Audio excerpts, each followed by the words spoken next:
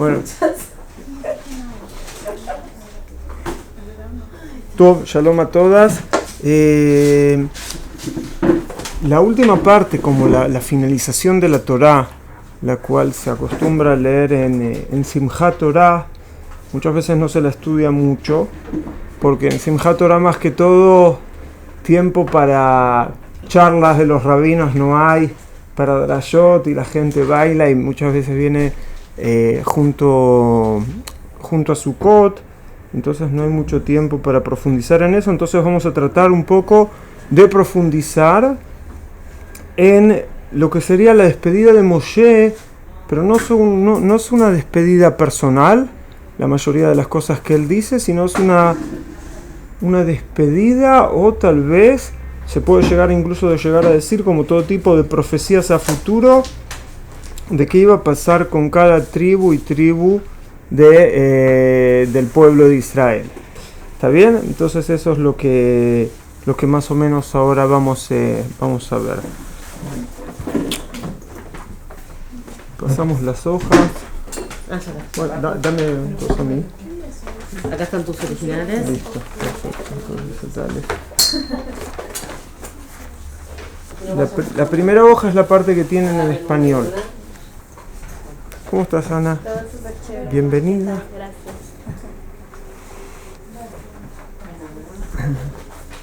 Lo vi corriendo. Ah, me viste corriendo. Tenía que llegar tiempo.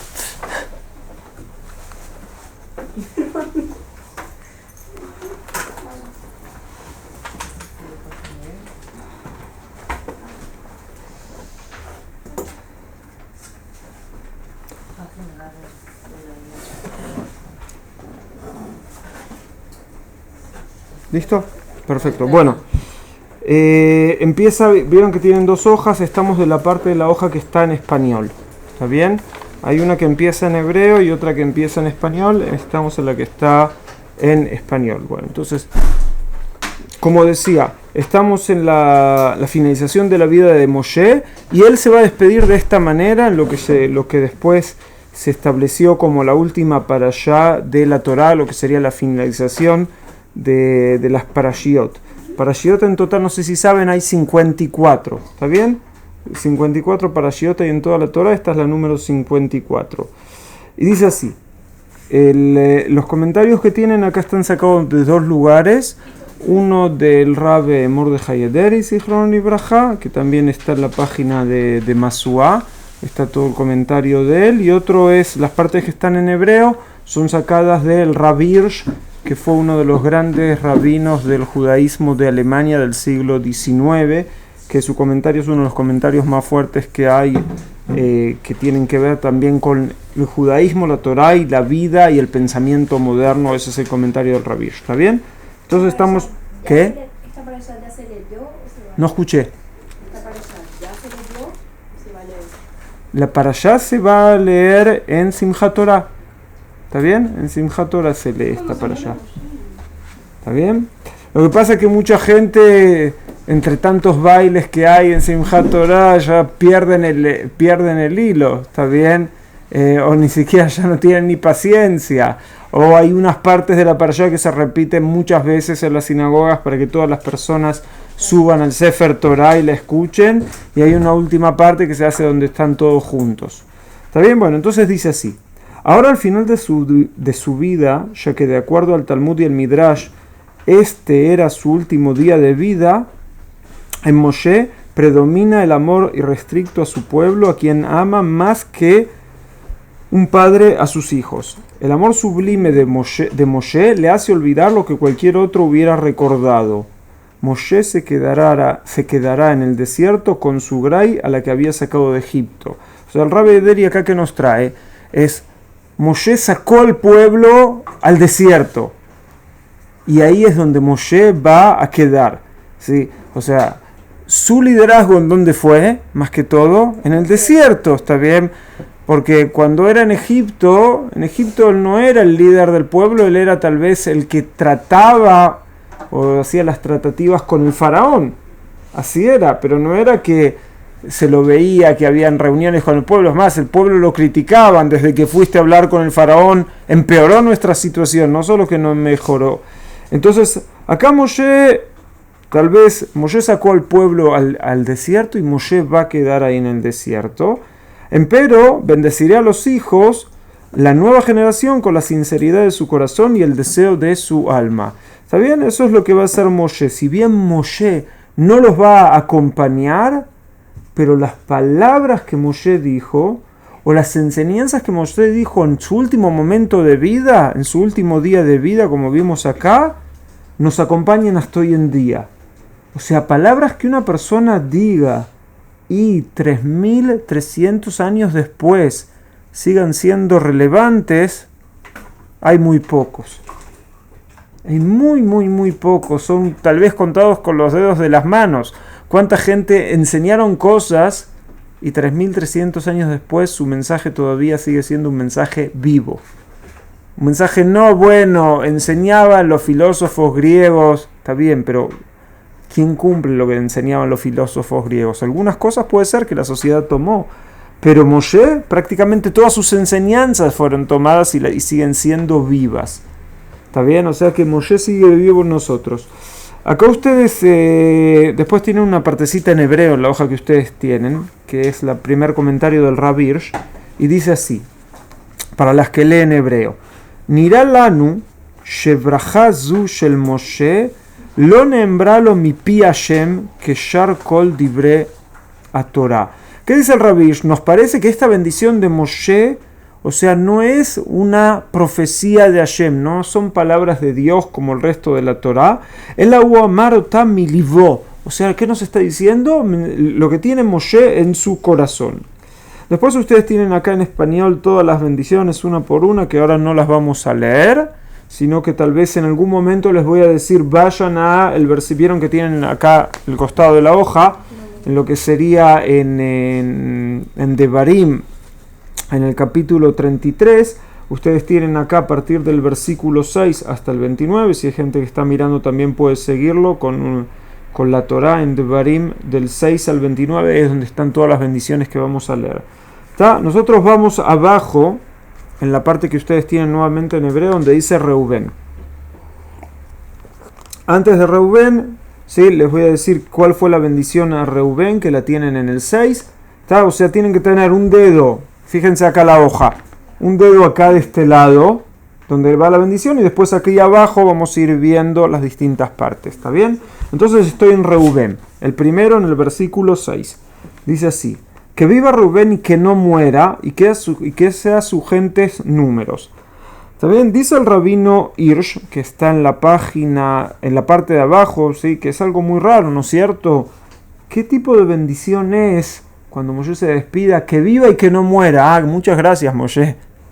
¿Está bien? O sea, ¿qué es lo que me decías, no es cierto? Y que su gente sean un número. O sea, es una bendición que no es tan fuerte. ¿Qué dice el rabino Hirsch? Dice así, Reubén, el Rav Hirsch: Acharé shetzabato shel Yaakov kvar shalela mi Reubén et keter hamanigut. Después de que digamos, lo que dejó Jacob, está bien, lo que expresó Jacob como su legado, ahí le sacaba a Rubén liderazgo. ¿Rubén quién era con respecto a los hijos de Jacob? Era el primogénito. Najón era el mejor. Era quien se tenía que llevar, ¿qué? Tal vez la manigut. Pero cuando nosotros vemos durante la Torá el comportamiento de Rubén, generalmente Rubén fallaba. Está bien, por ejemplo, cuando se lo vende a Yosef, él no logra que no se lo venda, y él piensa, y él ni sabía lo que le sucedió, y que decía, ¿qué voy a hacer yo ahora que él no está? Y después, cuando hay que recuperar a Shimón y Benjamín, que Yosef los tenía atrapados, Rubén le propone a su padre que mate a sus hijos si él no les devuelve a estos hijos. Entonces, ¿qué quiere decir que mate a mis hijos? Sí, mate a sus hijos, que acaso no eran los nietos de Jacob, que Rubén le propone si él falla en su misión de hacer devolver a los otros hijos que faltan. O sea, vemos que Rubén no cumplió como una misión que tenía que tener. Entonces acá dice Jacob, el legado de Jacob es sacarle a Rubén la corona del liderazgo, que él se lo merecería por ser el Bejor, Shaya Raúl lo Betorat Bejor. Lo itztayem shibto mishum ichud chombri musari. Dice, y Rubén no sobresalió por nada ni material ni de ético, ni de la ética. Ulam, Neemar ve'ata sheyesh neches echad, pero tenía una propiedad, un valor. Be'ua me'ule sheva nechasim, dice el Rabbi Hirsch, y es el más fuerte o el más grande de las propiedades que se pueden tener.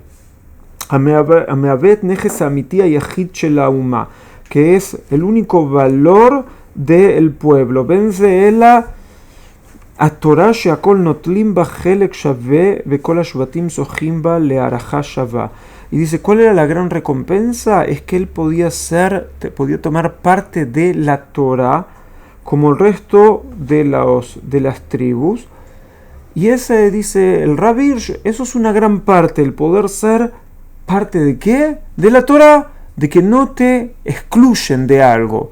O sea, si hay algo muy grande y uno es parte de eso, es suficiente incluso tener una parte pequeña, sin ser uno de los que sobresalgan en esa parte. ¿No es cierto? Acá todas las personas vienen de Latinoamérica.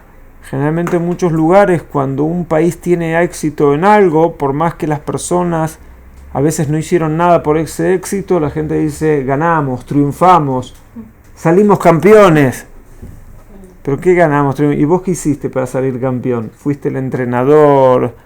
¿Fuiste el que puso el dinero para los entrenamientos o ese tipo de cosas? Pero la gente, incluso con todo eso, ¿no es cierto? ¿Cómo se expresan? Como que es algo, ellos me representan a mí, o yo tengo parte por ser de esta nación. Eso es lo que está diciendo el Rabbi Hirsch.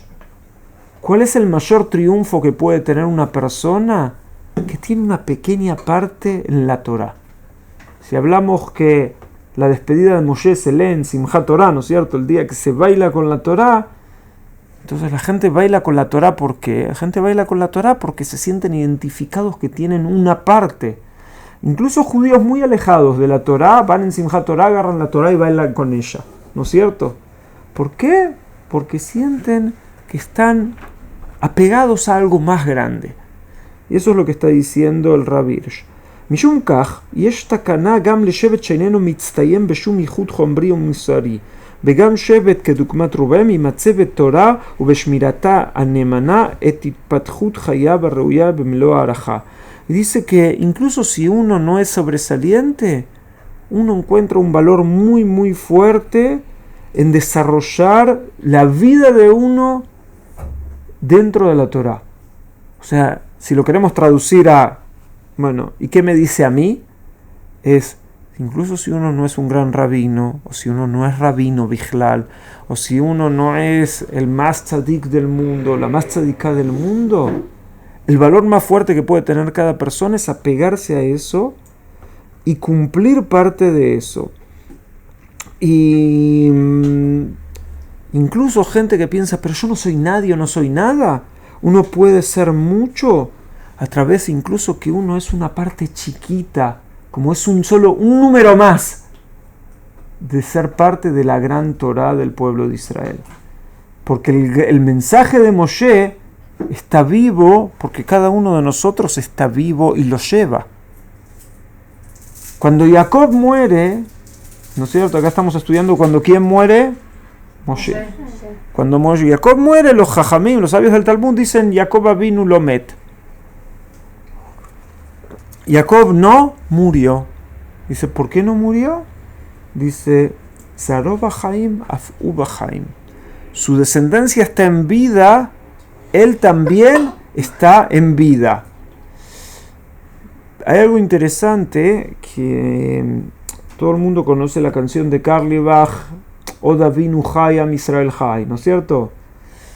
Y yo no la canto, así no se rompen los vidrios y hace frío hoy en Jerusalén a la noche. Entonces, ¿cómo empieza la canción? La canción empieza con la pregunta que hizo Yosef a sus hermanos, que era Odenu Avinu Chai, Od Avinu Chai. ¿Y cuál es la respuesta en la canción?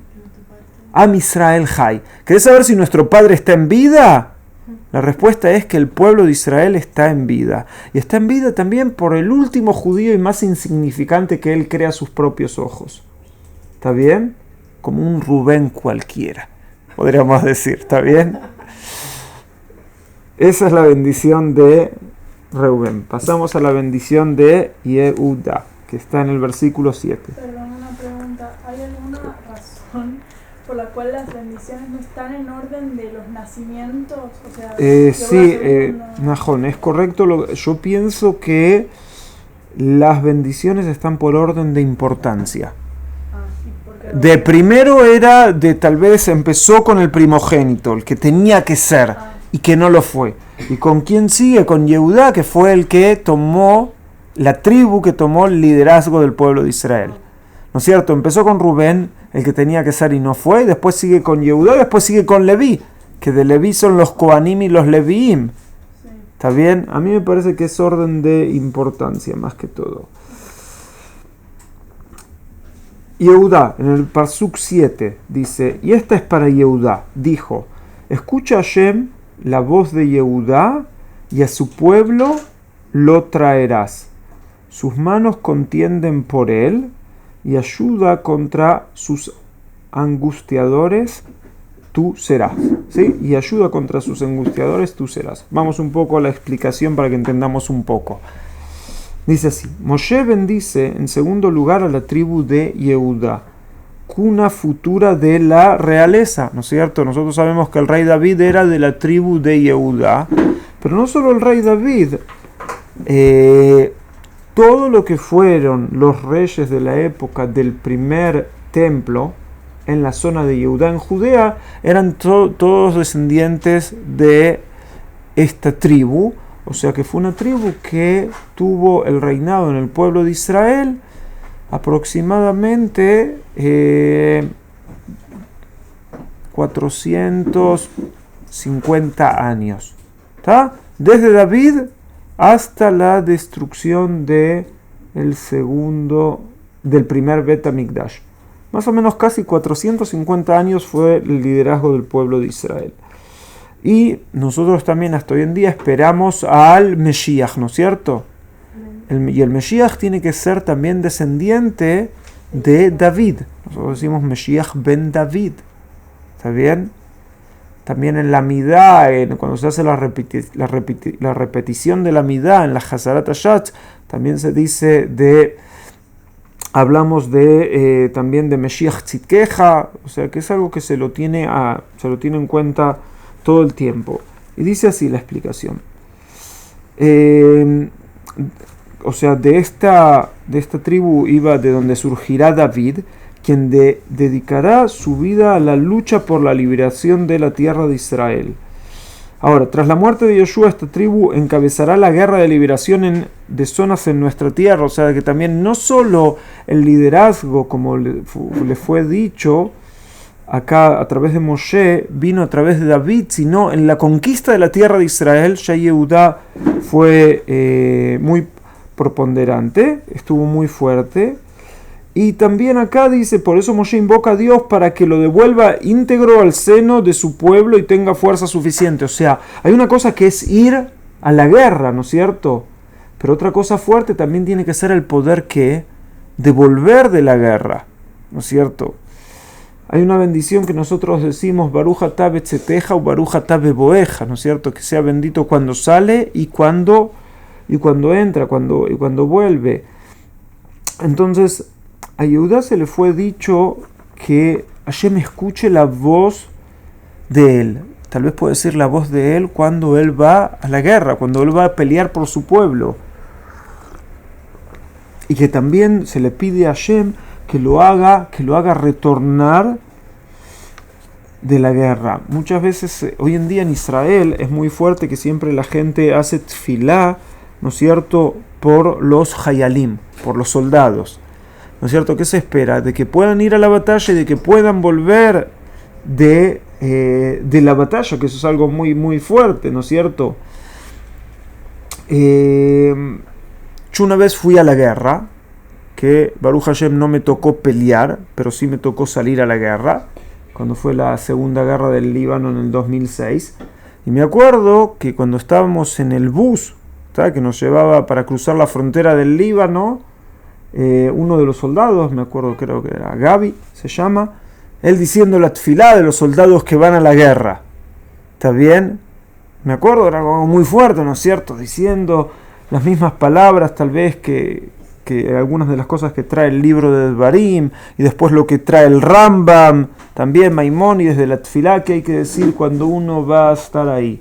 Y realmente cuando uno está en una situación de peligro y se salvó del peligro, también se hace una fiesta. Cuando estaba el Bet HaMikdash se traía Korban Todá, ¿no es cierto?, el sacrificio de agradecimiento. Hoy en día se hace una Seudat Todayá, se hace como una comida especial de agradecimiento, ¿está bien?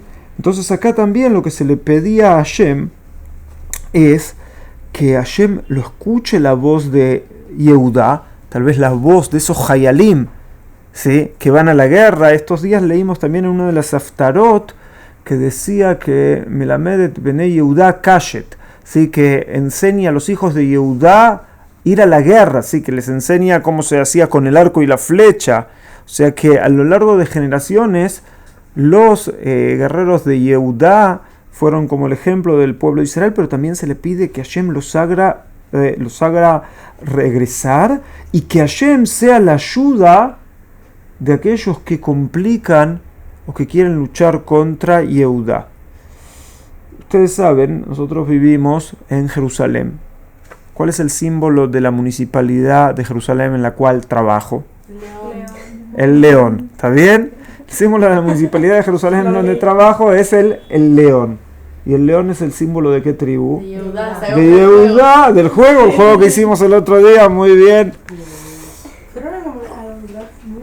Está bien, o sea que el símbolo de Yehudá y el mensaje de Yehudá es el símbolo de la capital del Estado de Israel, ¿sí? Por más que la UNESCO diga que no tenemos relación, por más que la UNESCO mientan a su comité, a lo que tienen que ser, ¿no es cierto? Si ellos tienen que hablar de ciencia, está científicamente demostrado que los judíos tienen relación con el monte del templo, con el Kotel.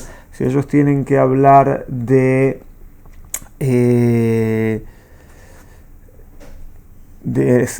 educación, está bien, es mala educación negar a gente su propia identidad. Escuché que el embajador de Israel en la ONU dijo: cada novio que se casa en el pueblo de Israel hace un evento especial por llorar la destrucción del templo. Entonces, ¿cómo la UNESCO puede decir que el pueblo de Israel no tiene relación con ese lugar cuando cada novio que se casa en ese pueblo está recordando ese lugar? Así dijo Dani Danon, el embajador de Israel en la ONU. ¿Está bien? Entonces, bueno, por más que la UNESCO tiene que ser de ciencia, está bien, tiene que ser de educación y tiene que ser, o sea, el organismo que habla de cultura, nosotros lo vemos cada día. El símbolo de Jerusalén es el león de Yehudá. Y cuando hablamos del peligro de Israel, hablamos del peligro de Jerusalén, porque cuando uno dice, ¿sí?, que uno viene a Israel, la gente generalmente decían que ¿a dónde iban? A Zion, en el Atikva, ¿no es cierto? También tenemos el Zion Yerushalayim. Y Zion es una palabra paralelo a ¿qué? A Jerusalén. ¿Conocen el pasuk que van a cantar en Simchat Torah? Ki mitzion tetze Torah udvar Hashem mi Yerushalayim. Es un pasuk paralelo que tiene dos partes. Las dos partes dicen lo mismo. ¿Tá? Ki mitzion es lo paralelo a Yerushalayim y Torah es paralelo a Dvar Hashem, a las palabras de Hashem. ¿Está bien? Entonces, bueno, esperemos que también lo que le fue dicho a Yehudá fue a lo que continúe pasando, que Hashem escuche a la voz de Yehudá y lo haga regresar a su pueblo, y también que Hashem sea la ayuda cuando tiene dificultades, cuando tiene problemas. Continuamos. Próximo en la lista es Leví, ¿no es cierto?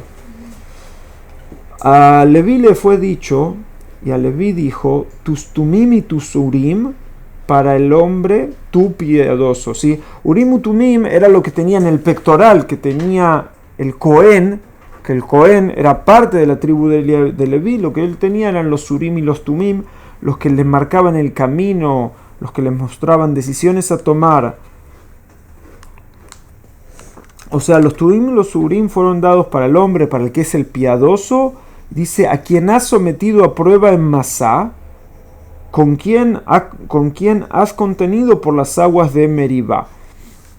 En Masá es cuando parte de la tribu de Leví decide que cuando todo el pueblo tal vez está revuelto contra Hashem, la tribu de Leví eran fieles a Hashem, pero al final la bendición nos habla que hubo una pelea en las aguas de un lugar que se llama Meribá.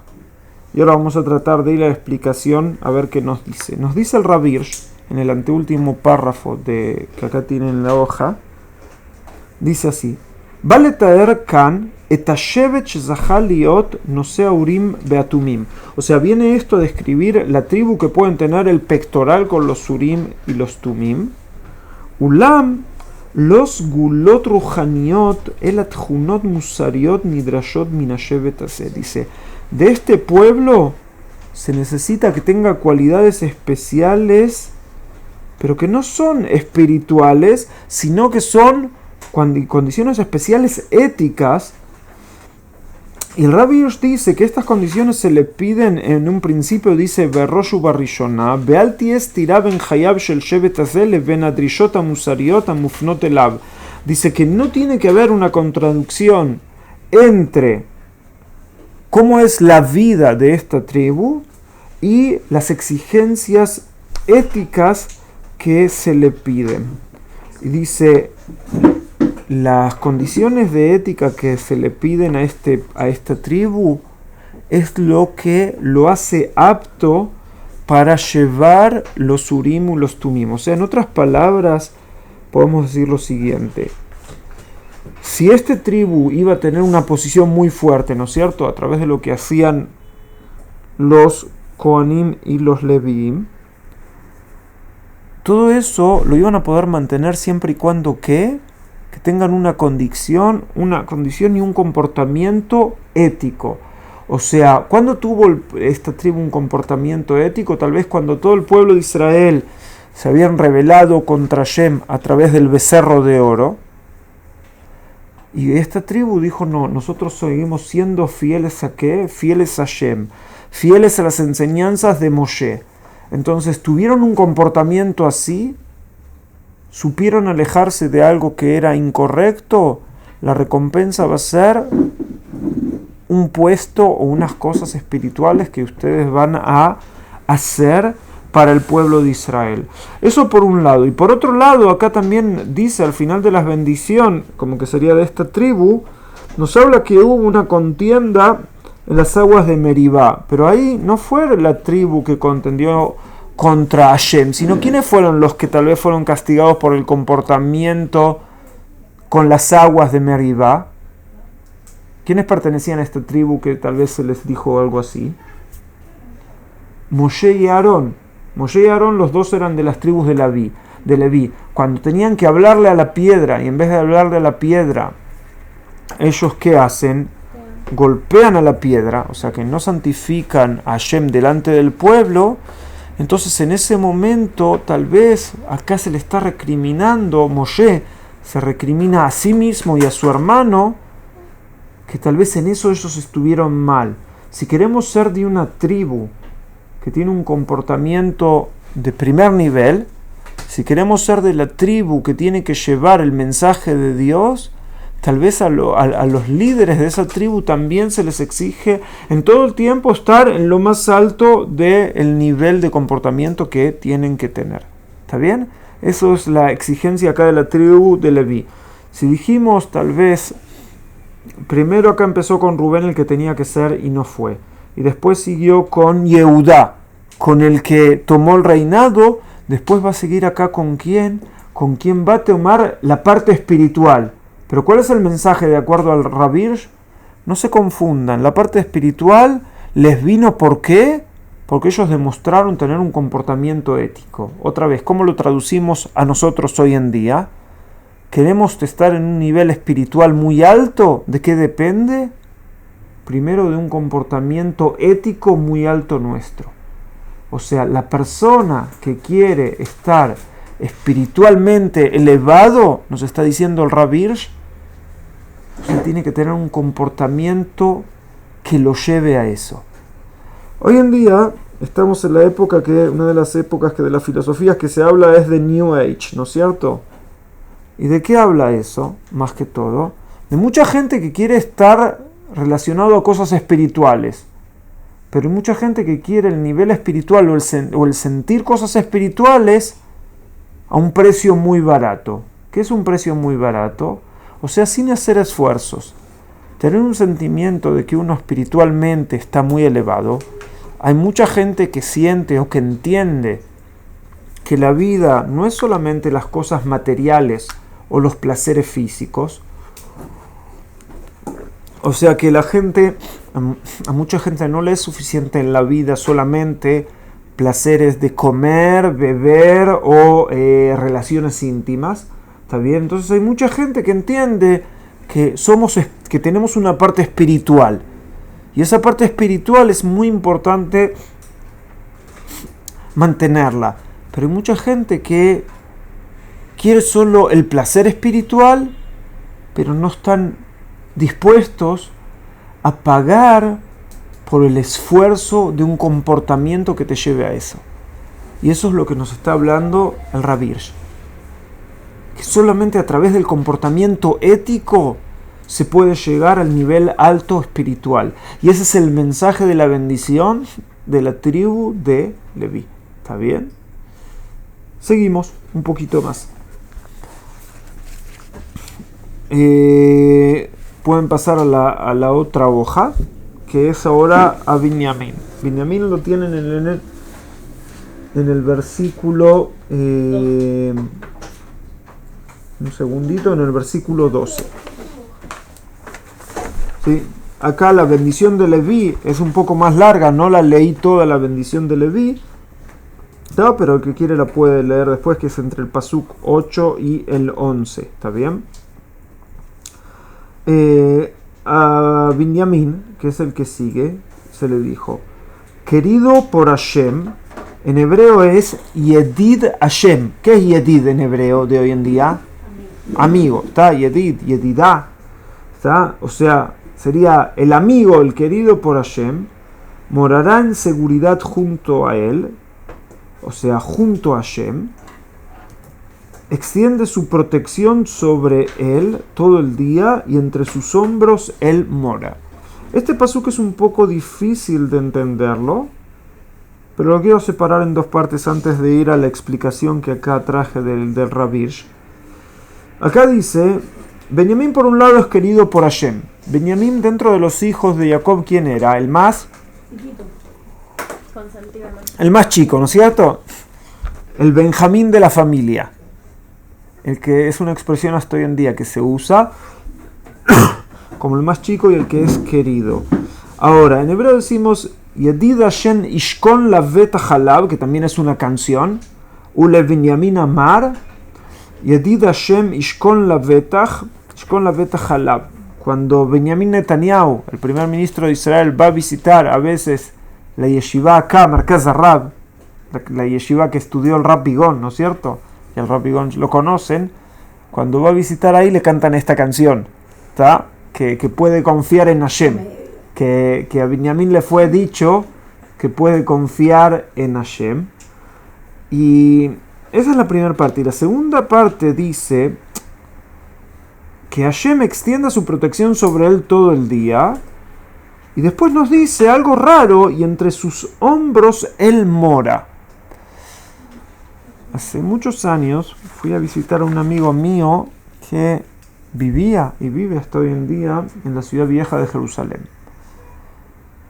Él vive y se especializa también a veces a hacer paseos, también en la parte donde es el barrio musulmán, no solo en el barrio judío. Y una vez había ahí una casa especial que se llamaba la casa del fotógrafo, que una vez alguien llamó por teléfono y buscaba un fotógrafo. y lo atendió un árabe que vivía en Jerusalén Oriental. Dice, llegué a la casa del fotógrafo. Y la vez dice, no llegaste a la casa del fotógrafo. Y dice, ¿dónde llegué? ¿Dónde vivís? Bueno, vivo acá en el barrio musulmán. Entonces dice, ¿y estás interesado en vender tu casa? Sí, ¿por qué no? Entonces, bueno, este árabe vendió la casa. No entendí la historia. ¿Qué? Lo llamaron para que...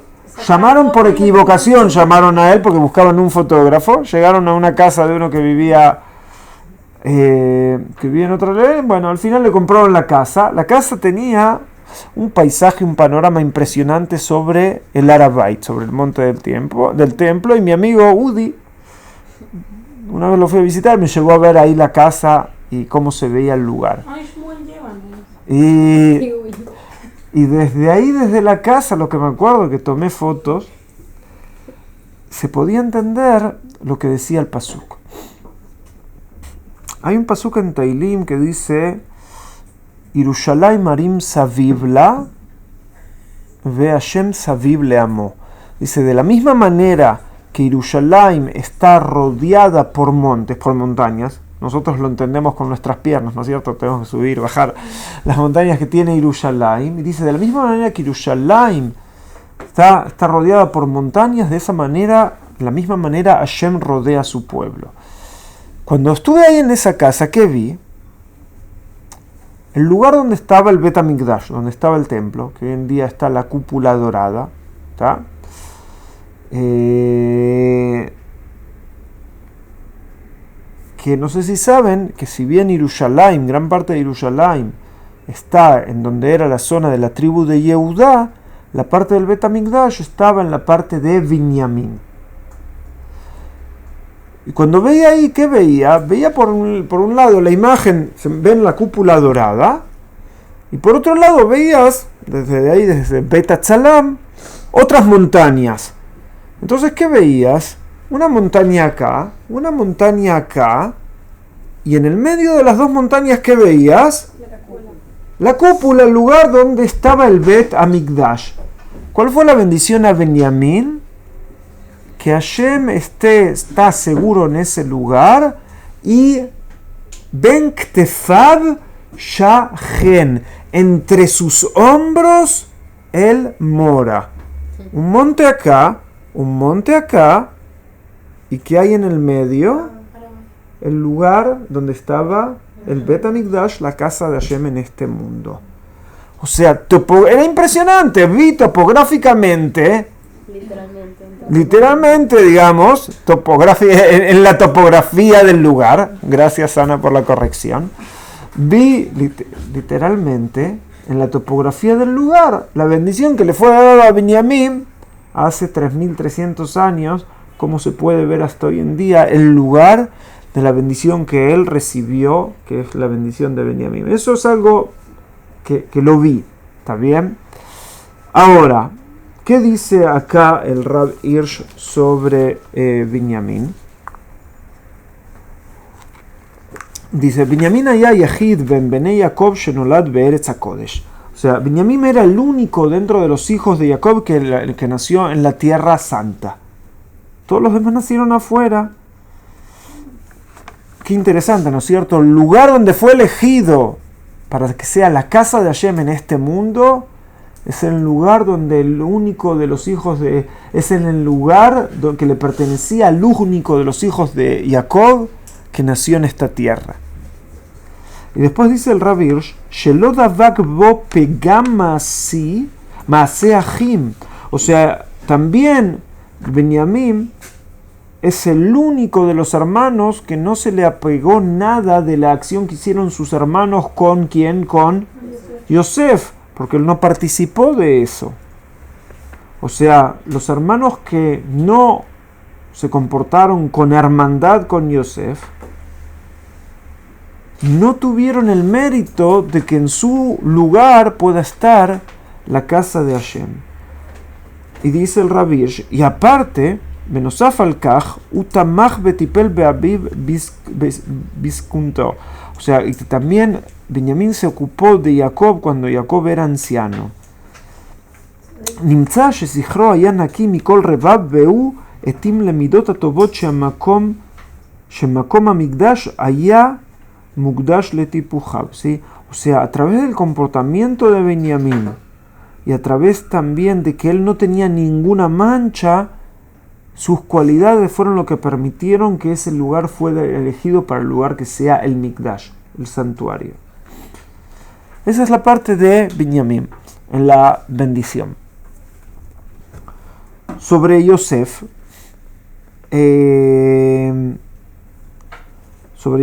está dicho, si pueden ver acá en el Pasuk 13, dice así: y a Yosef dijo: bendecida de Hashem es su tierra, de lo excelso del cielo, del rocío y del abismo que yace en lo bajo, y de lo excelso de los frutos madurados por el sol, y de lo excelso que brota a cada luna. O sea, la bendición de Yosef se nos está diciendo una bendición de qué, una bendición más que todo material. Yosef tuvo dos hijos, ¿no es cierto? Efraim be Menashe. Principalmente el que fue muy como tribu, después tal vez sí, si bien Yosef es representado por dos de sus hijos, Efraim, que era el descendiente de Yosef, es el que representa la tierra, de que es la tierra fructífera de toda la región, que era de cuando se separa el estado que había, ¿no es cierto?, después de la muerte de Shlomo. Si bien el primer rey fue Shaul, después Shaul, algunos de sus hijos lo sucedieron por poco tiempo, después vino David y después vino Shlomo. Después de Shlomo el reinado se separa en dos, y ¿no es cierto?, por un lado queda Yehudá y por otro lado queda lo que llamamos Israel, pero dentro de Israel el que era el más fuerte era Efraim, que era la parte que tenía gran bendición, sobre todo una gran bendición material, ¿está bien? Y eso era la bendición como que recibió Yosef. Sí. Pregunta random. Perdón, pero muy rápido. Sí. ¿Cuántos hijos tiene Moshe? Que nunca nos mencionan. ¿Qué? Hijos de Moshe. Los hijos de Moshe tuvo dos hijos, Bueno. ¿sí? Gershon y Eliezer. Pero como sabemos, la Torá no hace descuentos a nadie, y el liderazgo generalmente lo que vemos muchas veces no, o casi nunca, la siguen los primogénitos. Si bien la costumbre en muchos tribus o en muchos pueblos era que el primogénito sigue a su padre, en la Torá generalmente el primogénito no sigue a sus padres, y hay veces que no lo siguen bijlal. No es que, bueno, no es para el primogénito de Moshe, sino es para el segundo. Los hijos de Moshe como quedaron totalmente afuera, como se diría, no hubo acomodo, no les dieron algo a un puesto especial, ¿está bien? ¿Pero qué? ¿No tenía ningún mérito por nada? Se ve que no tenían demasiados méritos para ser los que se llevan las grandes bendiciones o los que toman el liderazgo. Una pregunta, perdón. Sí. Después de David, el reinado, o sea, Israel tuvo dos reyes, siempre el rey de Israel. No siempre. Israel, ¿o no? Después de que muere el rey Shlomo. Después de que cuando muere Moshe entra en la tierra con Yoshua, ¿está bien? Después de Yoshua empieza la época de que no había un rey, sino que habían las tribus, y cada tribu tenía, o a veces entre varias tribus tenían un shofet, que era como un juez que lo juzgaba y era como un tipo de rey, pero era por tribus y no era de todo el pueblo de Israel. Recién Shaul es el primer rey de Israel, ¿está bien? Está Shaul, después muere en un pequeño periodo algunos de sus hijos, tratan de que sea rey, no es de todo el pueblo, no voy a entrar en eso. Después viene David, después viene Shlomo. Cuando muere Shlomo se divide el reinado. El rey Shlomo muere más o menos aproximadamente menos 920, ¿está bien? O sea, hace casi 2940 años atrás, ¿está bien? O sea, hace 2940 años atrás se divide el reinado, y el reinado dividido dura solamente 200 años. Porque después de 200 años, el reinado del norte, que era el reinado de Israel, desaparece cuando es conquistado y se pierden las 10 tribus. ¿Está? Y cuando se pierde ese reinado, sigue existiendo el reinado de Yehudá como reinado, digamos, como libre, como más o menos 150 años más. ¿Está bien? Sí. O 140 años más. ¿Está bien? Bien. Todo. Entonces vamos a apurar un poquito. ¿Qué hora es? Las 11. ¿Qué? Las 11. Son las 11. Voy a apurar un poquito, decir algunas cosas más y con eso ya vamos a ir terminando. Después trae a Zbulun y Isahar, que la bendición de ellos es una bendición junta, que la tienen en el versículo 18. Sí, entonces la pregunta es por qué se los bendice a ellos juntos, ¿está bien? Uno que tenía buenas condiciones su tierra y el otro era una tribu de navegantes, la tribu de Zbulun, estaban sobre las costas. Entonces hay distintas cosas que se explican. Está la famosa explicación del Talmud, que unos estudiaban la Torá y los otros traían el sustento. Ese no es el pshat de lo que dice Moshe, pero se basan en Divrei Yamim, que Divrei Yamim, que es uno de los libros del Tanaj, dice que de la tribu de Isahar iban a surgir sabios y maestros. Y el Rabbi Hirsch trae algo muy interesante, que me encantó la explicación, que la voy a leer directamente, se las explico en español porque no hay tiempo, que dice como que Isahar sí puede ser que eran maestros, puede ser que también tenían buenas condiciones sus tierras, pero ¿qué es lo que dice? ¿Cuál era la sociedad que había entre Zbulun y Isahar? Era que las enseñanzas de Isahar, Zbulun las exportaba. O sea, cuando Zbulun era el mercader, ¿no es cierto?, que con sus barcos iba por el mundo, traía las enseñanzas que le traía ¿a quién? Isahar. ¿Qué? O sea, ¿en qué era la sociedad? La sociedad a veces puede ser que uno hace un esfuerzo y uno trabaja y el otro vende. O puede ser una sociedad en la cual uno hace un esfuerzo, uno aprende algo y otro también puede ser socio en el que transmite ese valor y eso que podían llegar a aprender el uno del otro. Eso es lo que a mí me encantó. Y después Zbulun la retribuía. Gracias a vos pude exportar esta sabiduría a otros lados, y tal vez Zbulun la retribuía tal vez con mercancías o con cosas que podía traer del otro lado del mar. O sea que no era algo de que las grandes enseñanzas quedan encerradas dentro del pueblo de Israel, sino que también Zbulun podía ser el exportador de la sabiduría que también había aquí en este lugar. Quiero ir al final.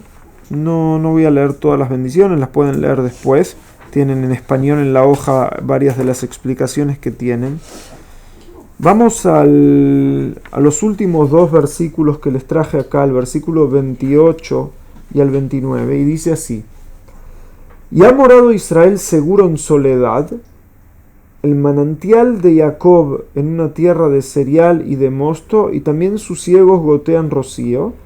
En hebreo, acá lo que dice, que a veces cuando lo leo directamente en hebreo y se los traduzco se entiende un poco mejor, dice: el pueblo de Israel va a estar seguro cuando esté solo.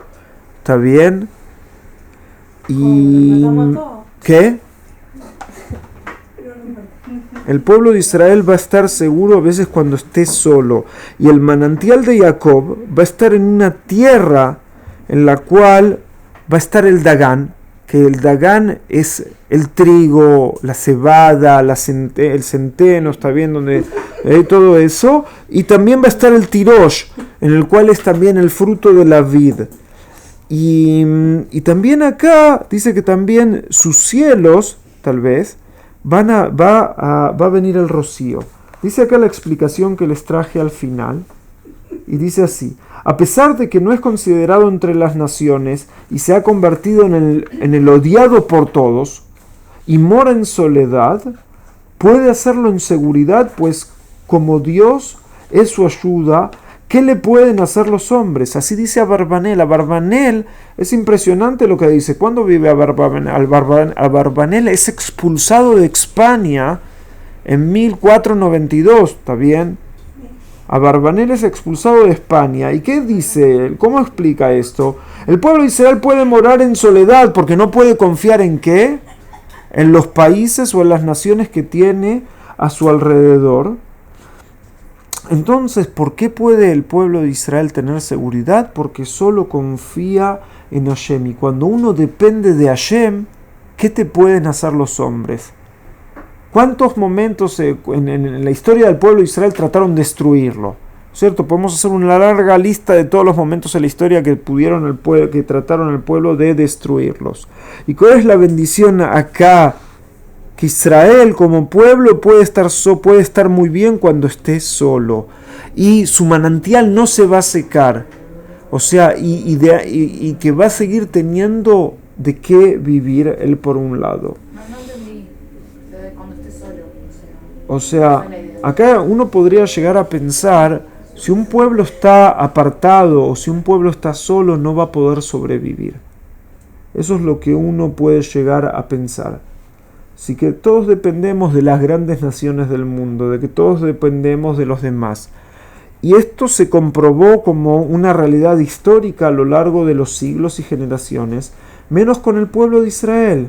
El pueblo de Israel muchas veces estuvo solo y muchas veces estuvo perseguido, y es el único pueblo de la antigüedad que logró subsistir.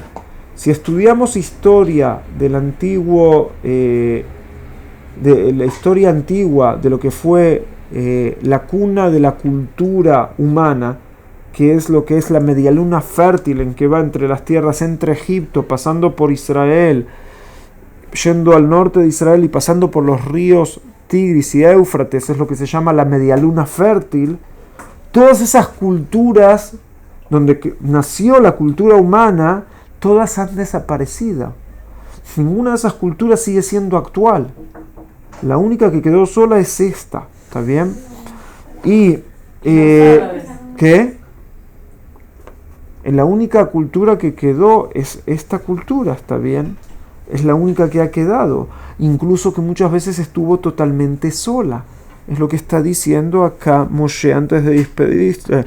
E incluso el pueblo de Israel va a estar con seguridad, incluso que él esté badad, que él esté solo. ¿Pero es mejor que esté solo o igual? O sea, No es mejor que esté solo, es la tristeza de la vida humana. Lo puedo decir esto una semana después de que la UNESCO tomó una decisión ilógica. No, pero Un segundito. La UNESCO toma una decisión totalmente inédita en la historia, algo que contradice a los historiadores, contradice a la arqueología, contradice a las tradiciones de un pueblo. Pero ¿por qué digo que Israel está sola? Porque los otros países que votaron, si bien hay países que votaron a favor, pero la mayoría de los países se abstuvieron, no son capaces de decir esto es una mentira. Solo 6 países son capaces de decir esto es una mentira. Eso te demuestra cuánto Israel está solo con su verdad. ¿Qué decías, que hija? Estados Unidos siempre ha apoyado a Israel, o sea, totalmente solo no ha estado y es una potencia, o sea, está bien. Está solo. Estoy de acuerdo que sí, pero cuando Israel tuvo que hacer sus grandes guerras, un segundito, cuando Israel tuvo que hacer sus grandes guerras de sobrevivencia acá, nadie lo apoyó, estuvo solo, lo máximo que hicieron otros países fue venderle armamentos. Pero ¿Está bien? Pero hubo apoyo. Está bien, que acá dice que está solo, no sé si hay que tomarlo Mijal como que está solo totalmente, que nada. El sentimiento es que a veces en ciertas cosas en general estás solo, ¿está bien? Y cuando fue el momento de que tal vez que había que defenderse, o cuando hablas de seguridad verdadera, estás solo. 3 años antes de que se declare el Estado de Israel, el pueblo de Israel estaba solo muriendo. Cuando países del mundo peleaban contra los nazis, no fueron capaces de bombardear los trenes que llevaban cientos de miles de judíos a la muerte, y se sabía. Y hubo gente que se escapó de Auschwitz y hizo mapas de Auschwitz y pidió que bombardearan Auschwitz, y nadie los escuchó. Cuando fue la guerra de independencia de Israel, nadie vino a defender al país que 6, 7 u 8 países lo atacaron a la vez. ¿Está bien? Entonces eso a veces que se sienta en soledad. Puede ser que no estemos, que alguien nos apoya. ¿Está bien? También en la época de los reyes de Yehudá, si leen los libros de Shmuel o los libros de Melahim, van a ver que muchas veces había pactos regionales. ¿Está bien? O sea, no se lo tomen así, pero el sentimiento es de estar solo. Lo último que quiero decirles es acá en el Pasuk 29, dice 2 cosas vamos a traer. Trajo acá el Rabeder y lo que tenemos en español, que acá el versículo 29 dijo, ¿sí? Bienaventurado Israel, y dice así, esta es la conclusión de todas las bendiciones, la felicidad de Israel, el saberse protegido por Dios, su mayor seguridad. O sea, ¿qué es lo que hace feliz al pueblo de Israel? Que Hashem lo protege. Y dice acá, puede ser que la felicidad física se halle con mucha más frecuencia en otras naciones. O sea, físicamente hay naciones más felices que el pueblo de Israel. Les puede ir mejor económicamente, pueden tener menos problemas de seguridad, pero la felicidad del alma, que es la auténtica, tuya es. ¿Entienden? O sea, la felicidad más grande del pueblo de Israel es la felicidad espiritual en la que él puede estar.